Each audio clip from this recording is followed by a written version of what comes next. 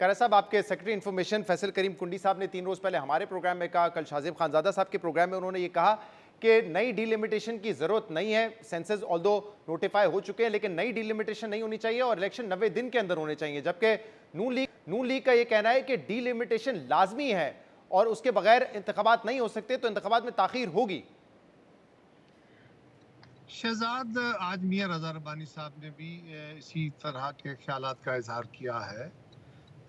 एक बात याद रखिए कि जब तक जमातों की कोई आपस में बैठ के एक प्रॉपर मीटिंग नहीं होती, कोर कमेटी हो या सेंट्रल एग्जीक्यूटिव कमेटी हो या लीडरशिप के साथ डिस्कशन हो, तो वो जमात का मौक़िफ़ नहीं होता। हर इशू के ऊपर आप दोस्त हमसे सवाल करते हैं और हमें कोई डिज़ाइन नहीं होता कि आपने कौन सा सवाल करना है। अब आप इस प्रोग्राम के अंदर मुझसे कोई सवाल करेंगे तो वो मैं अपनी ज़ाती राय का इज़हार करूँगा। अगर मेरी जमात का कोई फैसला हुआ होगा तो मैं आपको बता दूंगा, वरना मेरी जाती राय होगी। तो ये मेरे जितने दोस्तों ने भी आपसे गुजारिश की है या इसमें मैं गुजारिशात सिर्फ की ये हैं। इजाफा करूंगा कायरा साहब कि हमने उस दिन फैसल करीम साहब से पूछा कि ये आपकी जाती राय है या पार्टी पॉलिसी। उन्होंने कहा मैं सेक्रेटरी इन्फॉर्मेशन हूं, मैं ये आपको पार्टी पॉलिसी दे रहा हूं। और ये 3-4 रोज पहले की बात है, कल दोबारा उन्होंने ये बयान दिया, तो पार्टी को कोई एतराज होता तो पार्टी अपना मौकिफ दे देती ना इस पे। फिर देखिए, मरदमशुमारी के अमल में हम शामिल थे।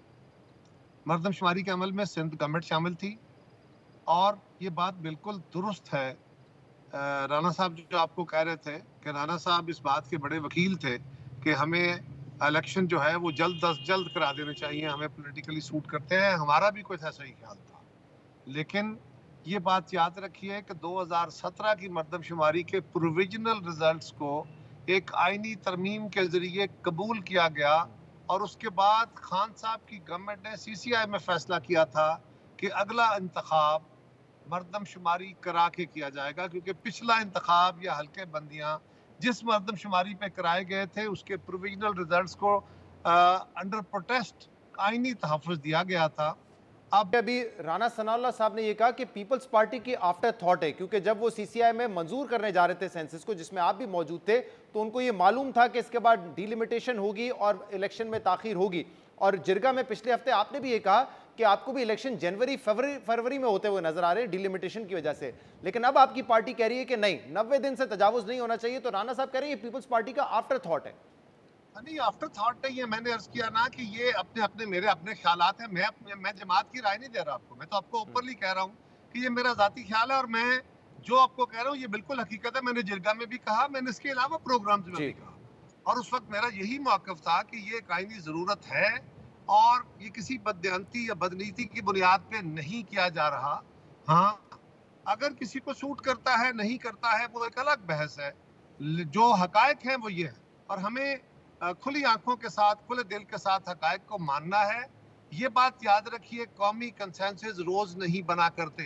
सही। एक और मुतनाज़ा 2017 का सेंसस मुतनाज़ा, उसके बाद अगर 2023 का सेंसस इत्तेफाक राय ना होता और उसको हम डिले कर देते और बाद में आफ्टर थॉट में फर्ज करें, अगर वो रुक जाता और उस पर इत्तेफाक राय ना होता तो उसके क्या माने होते। तो आप जानते हैं ना इस बात को। कायरे साहब, बिल्कुल कायरे साहब, तो क्या अगर आपकी जमात का ये एतराज़ है, जैसे मैंने कोट किया आपके सेक्रेटरी इन्फॉर्मेशन को, तो अगर जमात बाद में आके ये पोजीशन लेती है कि हाँ 90 दिन के अंदर इंतखाबात होने चाहिए, तो क्या पीटीआई की तरह, सुप्रीम कोर्ट बार एसोसिएशन की तरह आप लोग भी फिर अदालत में जाएंगे इस मामले को लेकर कि नहीं 90 दिन में इलेक्शन लाजमी है, फरवरी तक नहीं जा सकते ये? हमारा जो व्यू है, हम अपना व्यू जरूर दे रहे हैं। इलेक्शन कमीशन को मेरी जमात ने जो कहा, इलेक्शन कमीशन कोशिश कर सकता है, लेकिन मेरा नहीं ख्याल कि हम किसी लिटिगेशन की पार्टी बनेंगे, क्योंकि हम सियासी मामलात को अदालतों में जाके हल करने के हक में नहीं है। लेकिन आपको नहीं लगता कि ये मामला फिर अदालत में ही जाएगा? क्योंकि 2 पॉइंट ऑफ व्यू हैं। एक, जैसे हमने अभी अहमद बिलाल साहब का पॉइंट ऑफ व्यू सुनाया, और वो बहुत सारे लोगों का पॉइंट ऑफ व्यू है कि आइन कहता है कि 90 दिन में इंतखाबात होने हैं, तो आर्टिकल 224 बालातर है इलेक्शन एक्ट के, जो कि ये कहता है कि डिलिमिटेशन जरूरी है सेंसस के बाद। देखिए, ये बात तो कोई दूसरी राय नहीं है कि कोई सबऑर्डिनेट लेजिस्लेशन आइन से बालातर नहीं हो सकती। जी। लेकिन आपने सारे हालात को देखना होगा, सिर्फ 2 आर्टिकल्स को इंडिपेंडेंटली उठा के नहीं देखना। जिस तरह हमेशा अदालतों के अंदर एक आर्टिकल सब आर्टिकल दूसरे के साथ मिला के पढ़ा जाता है, तीसरे के साथ मिला के पढ़ा जाता है, कवानीन को भी इसी तरह देखा जाता है, उसकी रूह देखी जाती है। ये आपने देखना है कि पिछला इलेक्शन आपने कैसे कराया, पिछली मर्दमशुमारी को कैसे एक्सेप्ट किया और इस वक्त इस कौमी इत्तेफाक राय को क्या तोड़ना चाहिए, कौम के मफाद में होगा, तो सारे फैसले एक लाइन में रख के करने की जरूरत है। एक है ऑब्जेक्टिव कंडीशंस के मुताबिक, एक है लिटरेरी डिस्कशन। दोनों को आपने साथ मिला के देखना है, दोनों को साथ लेके चलना है। और मेरा ख्याल ये है, मेरी जाती राय में, कि अगर कौमी मफाद में ये बात है कि आप आइन के आर्टिकल्स को आपस में अगर वो मुदगम हो भी रहे हैं, तो फिर मिनिमम डिले के साथ सही। जो कौमी इत्तेफाक राय है उसको कायम रखें।